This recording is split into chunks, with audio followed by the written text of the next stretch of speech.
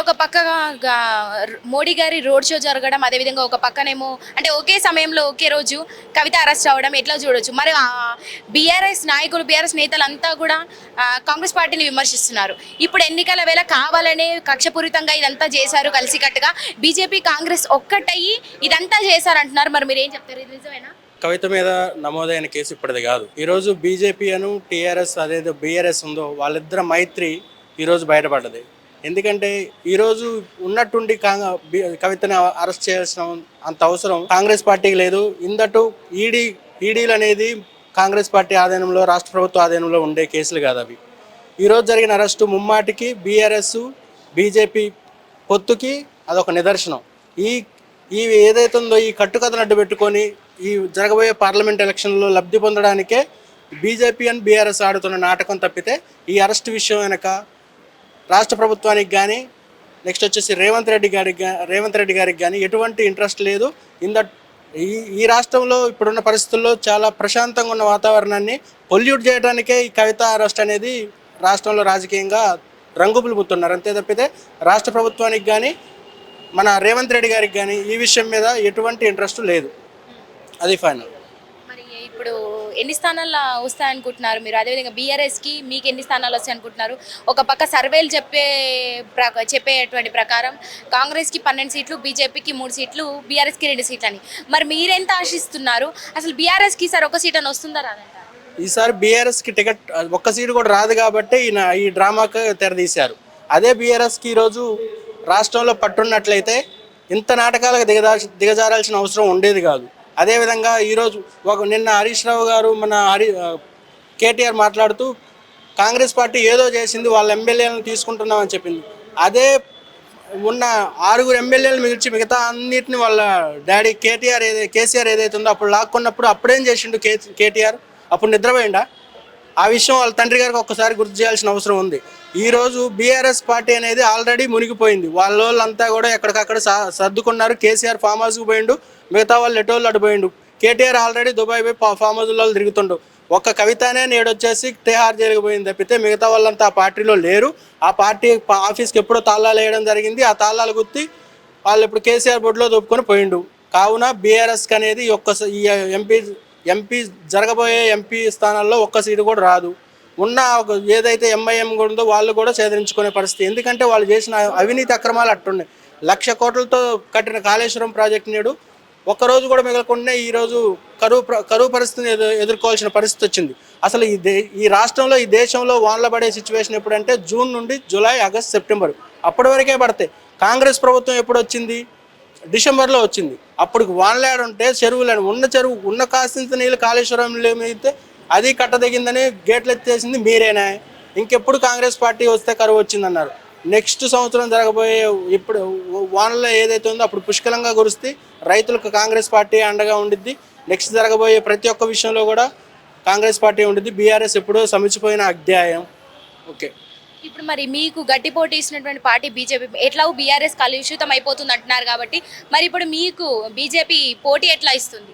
BJP Narendra Modi వచ్చినా కానీ తెలంగాణలో గెలిచే పరిస్థితి లేదు. ఎందుకంటే ఇక్కడ హిందూ ముస్లిం బాయ్ అన్నట్టే ఉంటారు. కానీ రాముడు జై శ్రీరామ్ అని ఓట్లు అడిగితే వేసే అంత దుస్థితిలో తెలంగాణ ప్రజలు లేరు.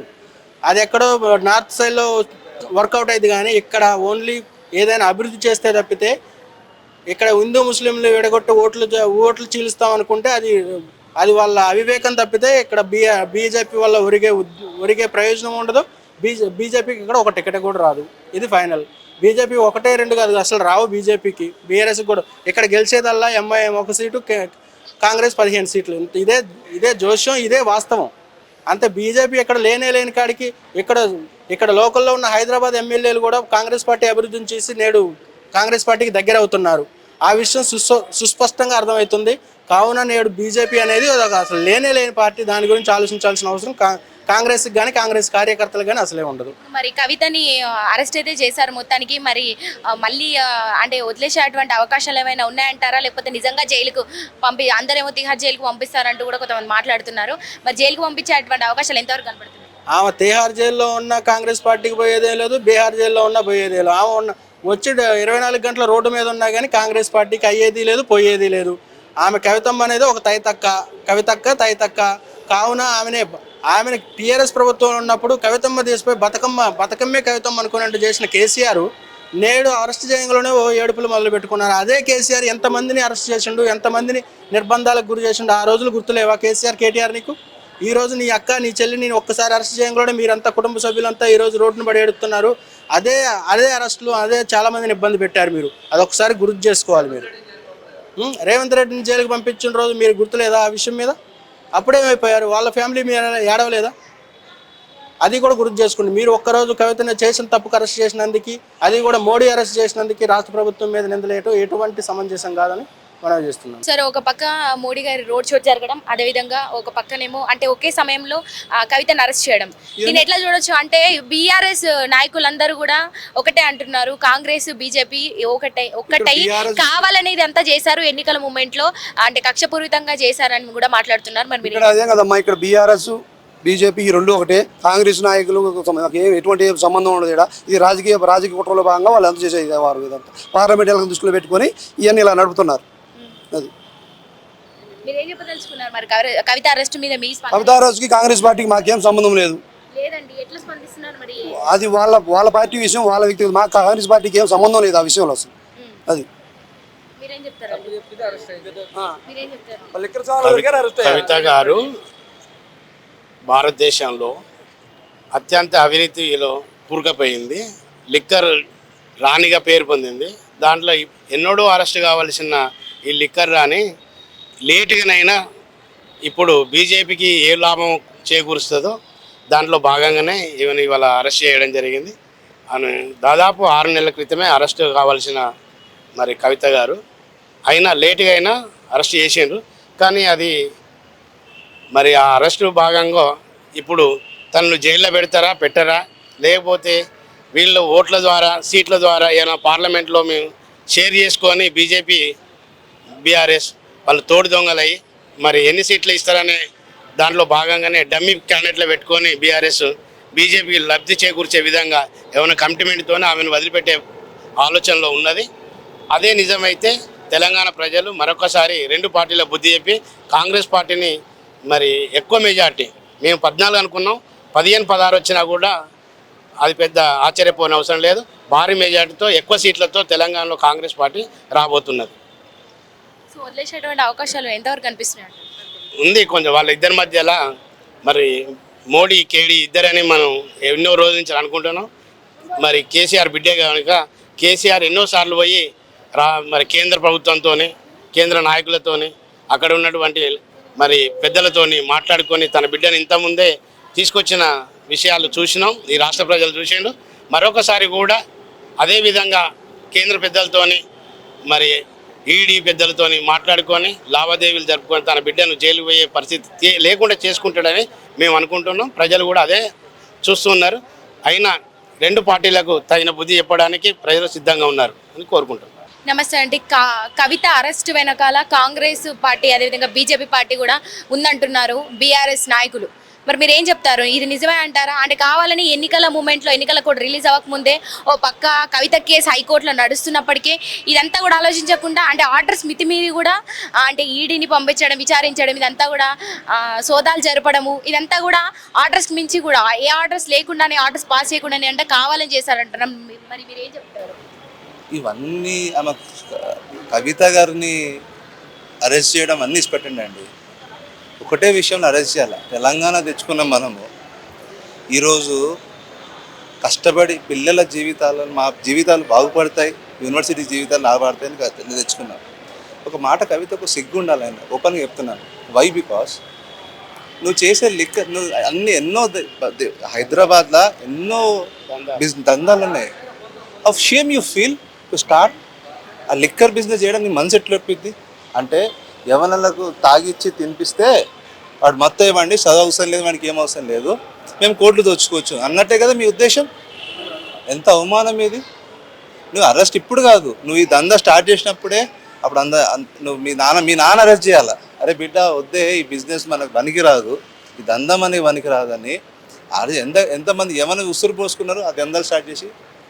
డ్రగ్స్ ఎన్నడూ లేని డ్రగ్స్ తెలంగాణలో మీరు స్టార్ట్ చేసిండ్రు. ఒక వర్గంలో ఉండే డ్రగ్స్ ఈరోజు పల్లెటూరులో పిల్లలకు మత్తు ఏం చేయాలో అర్థం కాక బానిసలు అయిపోతున్నారు కేవలం. ఆ పిల్లల ఆ బానిసత్వానికి క్రైమ్ యాక్షన్ టుడే అరెస్టెడ్, గుర్తుపెట్టుకోండి. ఇంక ఇవన్నీ అవసరం లేదు. దీని మీద నేను అప్పీల్ చేస్తున్నాను. I'm putting a case honour. ఈరోజు నువ్వు ఆ దందా స్టార్ట్ చేసినావు కాబట్టి యూ హ్యావ్ టు అరెస్టెడ్ అంతే. ఇక బీఆర్ఎస్ బీజేపీ బీఆర్ఎస్ ఇప్పుడు అందుకే అది భారతే ఇద్దరు దోస్తాన్లనే ఇప్పుడు పబ్లిక్ని ఏదో మెస్మరైజ్ చేయడానికి Modi mesmerise the people, KCR mesmerise the people, ఇవన్నీ చేయడానికి ఒక సింపతి చేసుకోవడానికి ఎక్కడ కాంగ్రెస్ గెలుస్తుందో అనే భయముతో ఇది చేస్తే మోడీ ఓట్లు రావు. కనీసం ఆ సింపతి ఓట్లు ఎన్ని రోజండి సింపతి చేసుకోవడానికి? సిగ్గుండాలి ఆ సింపతి తెచ్చుకోవడానికి, ఇటువంటి సింపతి తెచ్చుకోవడానికి. నువ్వు లిక్కర్ దందా స్టార్ట్ చేసినప్పుడు చేయాలా. నీ జీవితం నువ్వేందో. తెలంగాణ యవన బిడ్డలు అందరూ దే ఆర్ స్ట్రాంగ్. ఎప్పుడు అరెస్ట్ కావాల్సింది ఏదో విధంగా భగవంతుడు ఇట్లా అరెస్ట్ చేసేసిండు. మీ బీఆర్ఎస్ పార్టీ మొత్తం కూడా, నరేంద్ర మోడీ పార్టీ మొత్తం కూడా ఈరోజు కాంగ్రెస్ చేతిలో భూస్థాపితమవుతుంది. రేవంత్ రెడ్డి నాయకత్వంలో, రాహుల్ గాంధీ నాయకత్వంలో, సోనియా గాంధీ నాయకత్వంలో, ఇందిరమ్మ గాంధీ వస్తుంది. ఇప్పుడు పక్కనేమో బీఆర్ఎస్ కార్యకర్తలంతా కూడా, బీఆర్ఎస్ నాయకులందరూ కూడా బీజేపీ కాంగ్రెస్ ఒక్కటని మాట్లాడుతున్నారు. అందుకే ఇదంతా చేశారు, ఎన్నికల మూమెంట్ అంటున్నారు. మరి ఇప్పుడు మీరేమో బీజేపీ బీఆర్ఎస్ ఒక్కటి అంటున్నారు. అంటే దీనివల్ల వాళ్ళకి ప్లస్ పాయింట్ ఏంటి? మరి ఇప్పుడు బీఆర్ఎస్కి అసలు సీట్లే రావంటున్నారు. మరి ఇప్పుడు పరిస్థితి ఏంటంటే కవితను మళ్ళీ రిలీజ్ చేసే అంటే వదిలేసేటువంటి అవకాశాలు ఎంతవరకు కనపడుతున్నాయి? మళ్ళీ బయటకు వచ్చేటువంటి అవకాశాలు ఏం చెప్తారు? ఇదంతా మైండ్ గేమ్ అమ్మా. ఎట్లా పరిస్థితిని అనుకూలుంటే దానిలో చేసుకుంటారు వాళ్ళు. పబ్లిక్ తలంపు ఆలోచనలు చూసుకుంటారు, కానీ పబ్లిక్ పిచ్చోళ్ళు కాదు. మొన్న చూసిరా సైలెంట్ కాంగ్రెస్ లేదన్నారు చెప్పిండ్రు. ఇది సైలెంట్ ఓటింగ్. ప్రజలకు అవేర్నెస్ 10 ఏళ్ళ కింద గుడ్డి ప్రజలు కాదు ఈరోజు ప్రజలకు అర్థమైపోయింది. చూడు ఎంత ఈ తెలంగాణలో కాదు, టోటల్ ఇండియాలో సైలెంట్ ఓటింగ్ ఎట్లయితుందో మీరు చెప్తున్నటువంటి ఫేక్ అనాలిసిస్ మొత్తం కొట్టివ్వకపోతే నాకు చూడండి ఒక్కసారి. ఎన్ని స్థానాలు వస్తాయి అనుకుంటున్నారు మరి ఇప్పుడు మీ కాంగ్రెస్ పార్టీ? మెజారిటీ 350+ వస్తాయి. 350-400 రీచ్ అయితే అనుకుంటున్నాను. అసలే 220 ఉంది, డెఫినెట్లీ రీచ్ అవుతుంది. కాంగ్రెస్ కూడా మంచి హవాలు ఉంది సౌత్లో ప్లస్ నార్త్లో కూడా. స్పందన బాగొస్తుంది. రాహుల్ గాంధీ యొక్క జోడా యాత్రతో అయితే ఇంకా స్పందన వచ్చింది. They got a benefit. Narendra Modi ఎంత డ్యామేజ్ చేయాలనుకున్నాడో రాహుల్ గాంధీ అంత పైకి లేస్తున్నాడు. అంత స్ట్రాంగ్ లీడర్. ఇప్పుడు ఏం చేయాలో అర్థం కావట్లేక నరేంద్ర మోడీని మార్చాలని ఆలోచిస్తున్నా బీజేపీ ఉన్నది గుర్తుపెట్టుకోండి.